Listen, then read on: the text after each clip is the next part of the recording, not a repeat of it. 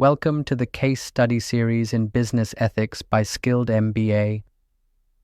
Institutional neutrality in higher education is increasingly under scrutiny during times of social and political unrest. As protests and polarization intensify, universities are faced with a difficult ethical dilemma. Should they take a stance on contentious issues or maintain neutrality to preserve open dialogue and academic freedom?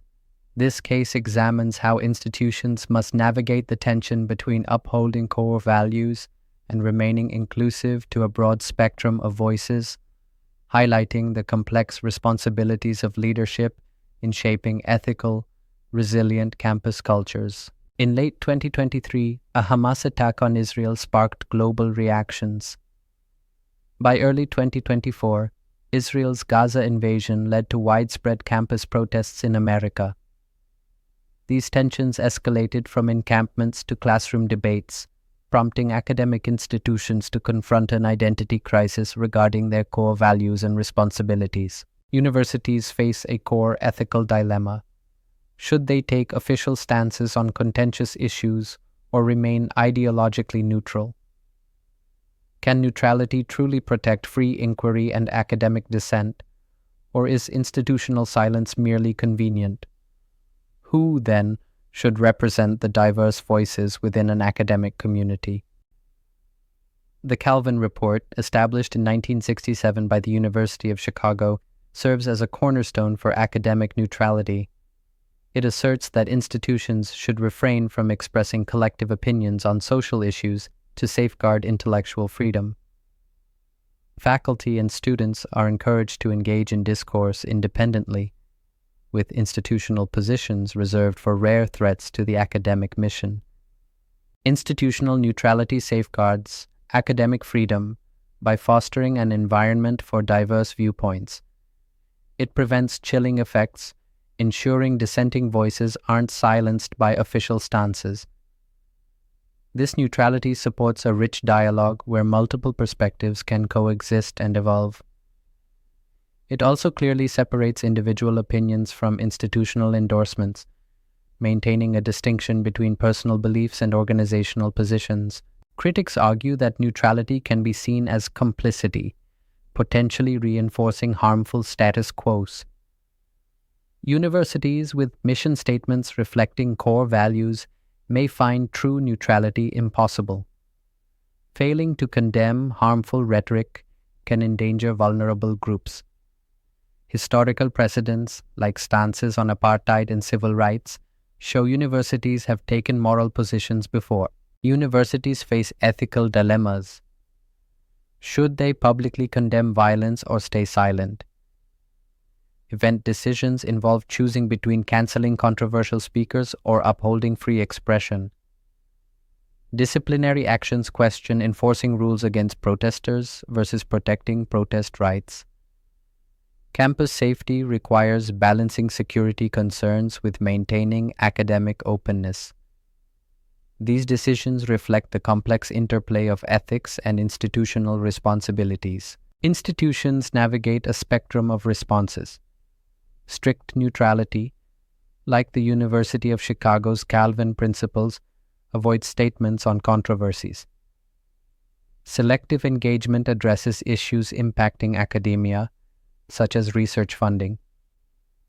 Value-based positions align with institutional values, condemning violence while supporting free expression.